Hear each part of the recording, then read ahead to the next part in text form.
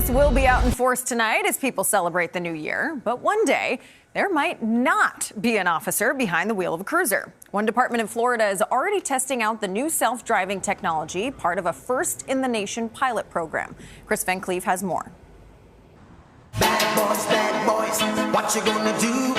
This could be the police car of the future showing up behind you one day.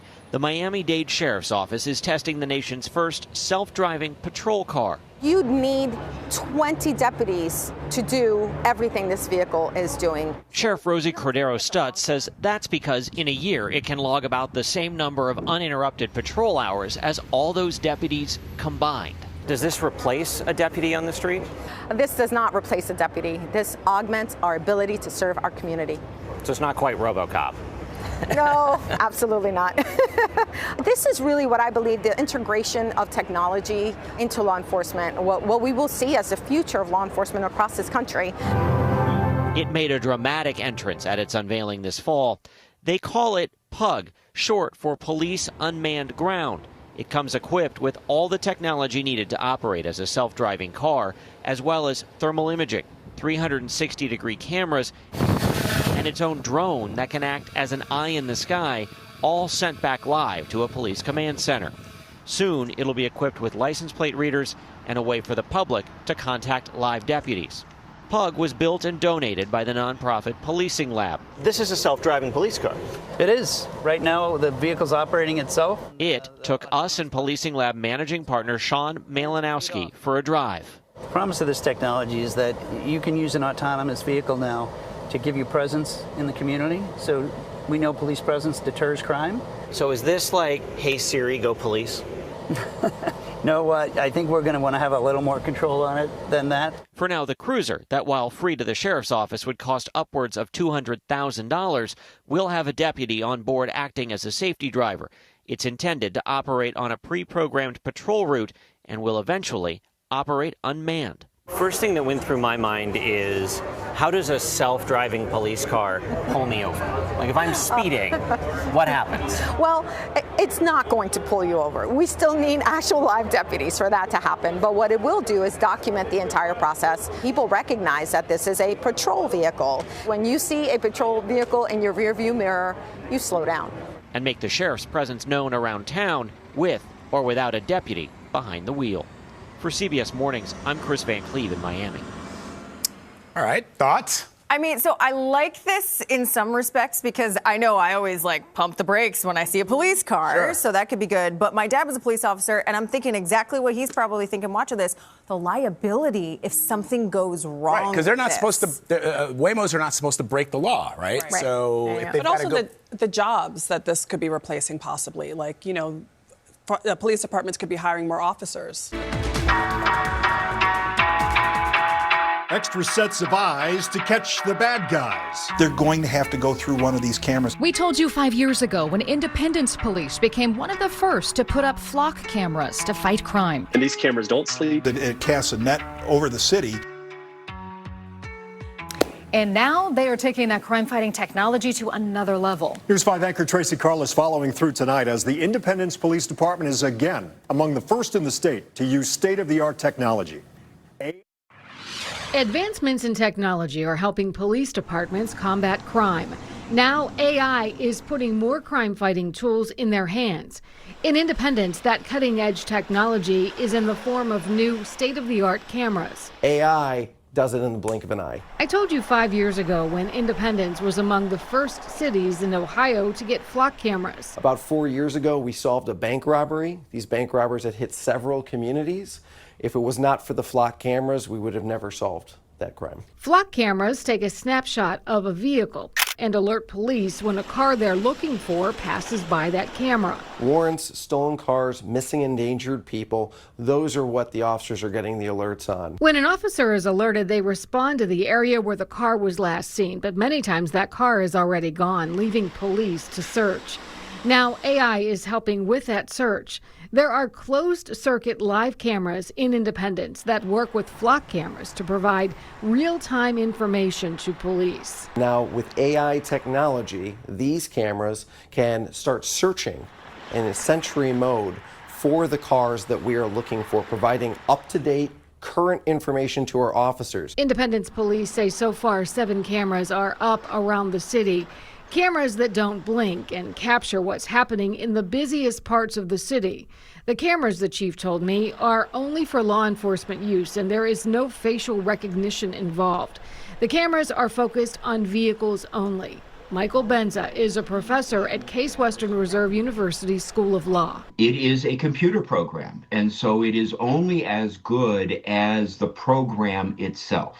Now, one of the differences is AI tends to always be learning and we hope getting better. And Benza says AI is an area where the courts, attorneys, and police are still learning. It is a very exciting time to be working in any of these areas where AI is doing stuff. It's also a very scary time because we don't actually know everything that AI does. Castle Rock police are celebrating their AI drone unit, but the drones come from a company that has not been truthful with Coloradans about who can access the data they collect. Our Spencer Soysher continues his long-running coverage of flock, safety, and privacy. Life flies by. This is the technology we use to record the radio traffic back then. And if police state warriors wanted a real-time reel of the rapidly changing surveillance technology, this was state-of-the-art technology. Show them this press conference in Castle Rock. Drones as first responders is what's next.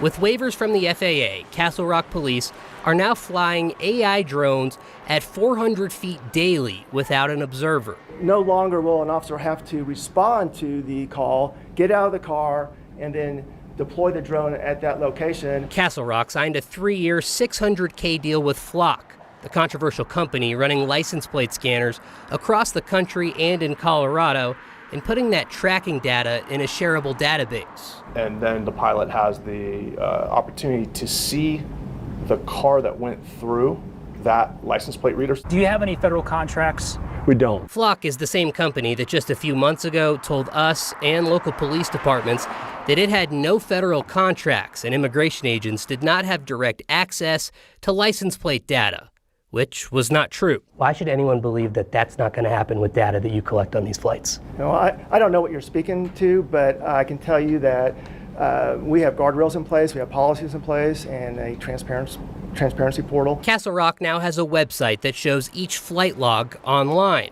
Both the police department and Flock say the drones will collect data differently than the license plate readers, and the videos taken are subject to the same rules as body cam video, considered public record. But the potential for misuse worries privacy advocates, like the Electronic Frontier Foundation. It's a lot of information to have about individuals that, if it's not secure, can do a lot of damage. Even back in 1984, police officers could access sensitive information. So you have to have the policies in place and the guardrails in place, and you have to have a culture that's not going to allow that. The Electronic Frontier Foundation is big on the anti-police state stuff, and that researcher we spoke with says one of their biggest concerns with Flock being the vendor for these drones is that they already have such a large customer base on the license plate readers, and now they're getting into the drone first responder market. They wonder what else could next be added on.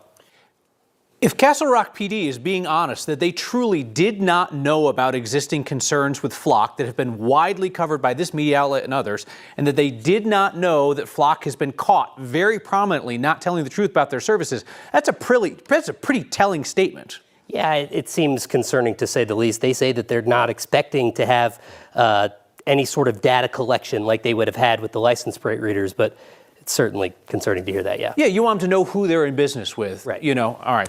Spencer Swisher, thank you. Meanwhile, Aurora Police will soon have a new tool at their disposal. City council members passed an ordinance just last night allowing the city's police department to use artificial intelligence for facial recognition. Fox 31 political reporter Gabrielle Franklin joins us live now. And Gabrielle, some community members are voicing some concerns about this new technology. Right, Talia. Some city council members say that this new technology will help police identify suspects, while some community members worry that some innocent people could get caught in the crosshairs. The motion passes with 5 yes votes, 2 no votes from Councilmember Coombs and Councilmember Medina, and then with 3 council members absent. Aurora City Council members approved a measure allowing city police to use AI facial recognition software to produce tips and leads. Police say they plan to use the technology to find suspects and follow up on tips, not for arrest or immigration enforcement. Some community members are concerned. To package this new AI system as if it's going to protect those that it is supposed to serve, we're not buying that. We are not buying that. This is going to be an accelerator to the discriminatory practices that we're already seeing. This is not going to all of a sudden be used to ensure that people that are not involved or guilty of a crime are protected. This actually is doing the opposite. There's kids. Police in Aurora are still under a consent decree, and some community members think back to police involved in incidents like the death of Elijah McClain or this 2020 incident of a family being pulled over and placed in handcuffs after police mistakenly identified their car in connection to a crime. Supporters of the change believe the new tech will lessen those incidents. We really need to rebuild this trust. I am hoping that this is a tool that will do that so that we aren't pulling the wrong people out of vehicles and we aren't incorrectly identifying people. That is what I truly believe this is going to be about. If I feel at any point that that is not the case and this is some sort of an overreach of people's rights, I will certainly be just as vocal. Hey out there, this is Buzz with the Survival Buzz. So as you can plainly see in these videos, the police state is just building up right around us. And it's been a long time coming. But all of these videos, aside from the humanoid police robot there in China, every single one of those videos are right here in the United States. And as long as AI and robotics, the data centers, everything keeps advancing forward like it is, there's really not going to be any escaping it. It doesn't matter which town you live in, which state you live in, or even which country you live in for that matter. There'll be no escaping it. And soon to be, the beast system is going to roll out with the digital IDs, digital currency. You won't be able to buy, you won't be able to sell, you won't be able to go and do anything without them monitoring your every move, what you buy, what you sell, what you do with your life. And the only way to not be part of it is to opt out and basically live in the streets. You see that police cruiser there, the unmanned police cruiser there in Florida that they're rolling out? Even though it has a police officer in it, pretty soon they'll get rid of the police officer. And, you know, all the robotics, all the AI across all the states, across the world, these people are basically training their replacements. And they're too ignorant to even realize it. Pretty soon they won't need these people anymore once they build the system up enough, once they have enough input, enough information on how to run these systems all by themselves without any human input, and the more advanced the AI gets, they won't need these people. That unmanned vehicle, it has thermal imaging. It can see through the walls of your house or through your car. It can see no matter where you're at. It's got cameras all the way around it. There's no escaping it. It never takes a day off. 24/7 it's rolling around. It never calls in, doesn't need sick pay, doesn't need a pension, just works around the clock. Same thing with the drones. All of this stuff is going to be completely automated, and it's not going to need any human input eventually. The time to prepare is now, and the only way you can prepare is to get close to God. Get your houses in order. I'm not going to make this a long video. I'm just going to let these videos speak for themselves. God bless y'all and your families, and I'll catch you on the flip side. Later.